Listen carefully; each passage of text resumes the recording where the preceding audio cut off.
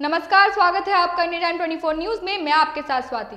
नेपाल के पीएम ने भगवान राम का जन्म स्थान भारत की बजाय नेपाल में होने का दावा करने के बाद अब योग पर भी दावा ठोका है। अंतर्राष्ट्रीय योग दिवस के मौके पर नेपाल के पीएम केपी शर्मा ओली ने कहा कि योग की शुरुआत भारत में नहीं बल्कि नेपाल में हुई थी।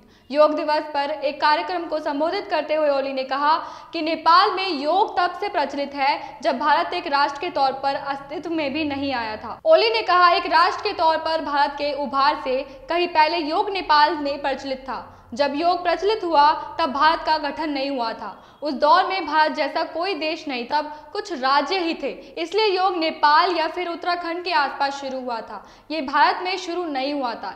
नेपाल के पीएम ने कहा कि योग की खोज करने वाले संतों को इसका क्रेडिट नहीं दिया गया। केपी शर्मा ओली ने कहा कि उनका देश योग को पूरी दुनिया में नहीं पहुंचा सका, लेकिन भारत ने इसे अंतर्राष्ट्रीय लेवल पर ख्याति दिलाई है। ओली ने कहा, हमने कभी अपने उन संतों को क्रेडिट नहीं दिया जिन्होंने योग की खोज की थी। हमने हमेशा प्रोफेसर्स और उनके योगदान के बारे में ही बात की, लेकिन हम योग पर सही ढंग से अपना दावा नहीं कर सके।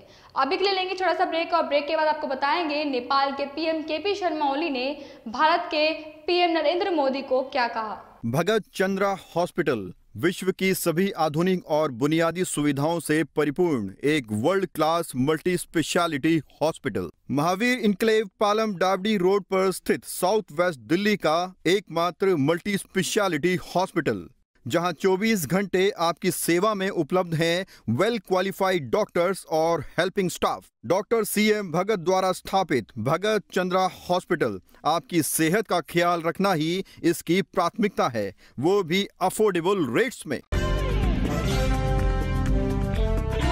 ब्रेक के बाद आपका स्वागत है। ओली ने कहा कि हम योग को पूरी दुनिया में नहीं पहुंचा सके। भारत के पीएम नरेंद्र मोदी ने योग को अंतर्राष्ट्रीय योग दिवस का प्रस्ताव दिया था और उत्तरी गोलार्ध पर सबसे बड़े दिन के मौके पर इसका आयोजन शुरू हुआ। इस तरह से योग को पूरी दुनिया में ख्याति मिल पाई है।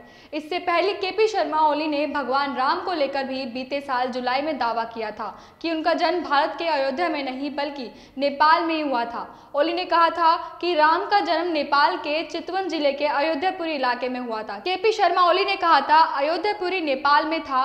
वाल्मीकि आश्रम भी नेपाल में ही अयोध्यापुरी के निकट है।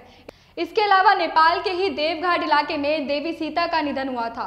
वो स्थान भी अयोध्यापुरी और वाल्मीकि आश्रम के ही निकट है। आपको क्या लगता है कि योग नेपाल में शुरू हुआ या भारत में? कमेंट करके जरूर बताइएगा। इस खबर में फिलहाल इतना ही। देश और दुनिया की तमाम खबरों के लिए जुड़े रहे हमारे साथ और देखते रहिए इंडिया टाइम 24 न्यूज। नमस्कार।